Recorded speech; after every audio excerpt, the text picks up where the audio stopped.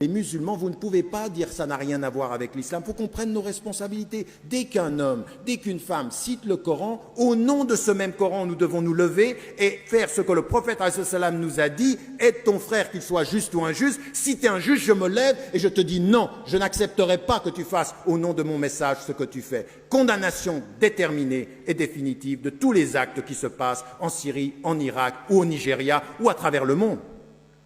En même temps que nous disons cela, nous condamnons leurs actes, mais il n'est donné à personne ici de dire ce ne sont pas des musulmans. De quel droit tu dis qu'une personne n'est pas musulmane? Tu peux dire que tu condamnes ce qu'elle fait. Quant à ce qu'elle est, c'est elle et Dieu. C'est pas à nous de mettre les gens à l'intérieur. On ne va pas faire avec eux ce qu'ils font avec nous. Eux, ils disent de nous, on est sortis de l'islam. Nous, on dit d'eux, vous êtes musulmans, mais vous agissez comme des personnes qui contredisent tous les enseignements de l'islam.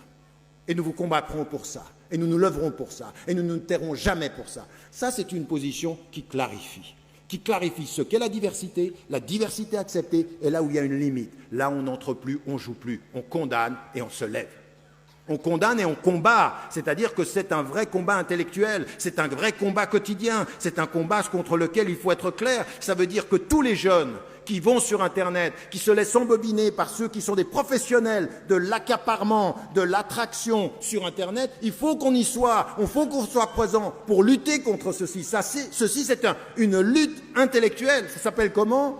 Contrairement au djihadisme et à l'usage du djihadisme de façon absolument inacceptable, c'est un djihad intellectuel.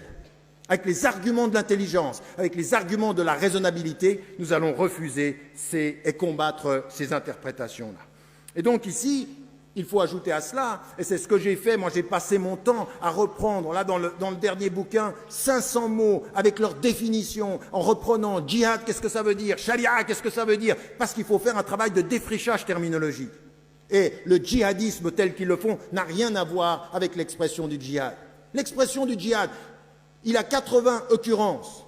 C'est le djihad du cœur contre ses propres errances, contre sa propre violence.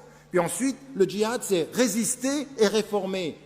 Dans la résistance, on est contre, et dans la réforme, on est pour. Alors par exemple, dans la résistance, on est un djihad contre la pauvreté, contre l'analphabétisme, contre l'injustice, contre les discriminations, contre le racisme. Tout ça, c'est des djihads. Il faut appeler tous nos concitoyens avec nous, comme l'abbé Pierre l'avait fait. L'abbé Pierre, quand j'étais allé le visiter avec des élèves, il avait mes élèves autour de lui, à l'époque où j'étais enseignant de lycée, et il a dit « Je vous appelle à la guerre contre la pauvreté ».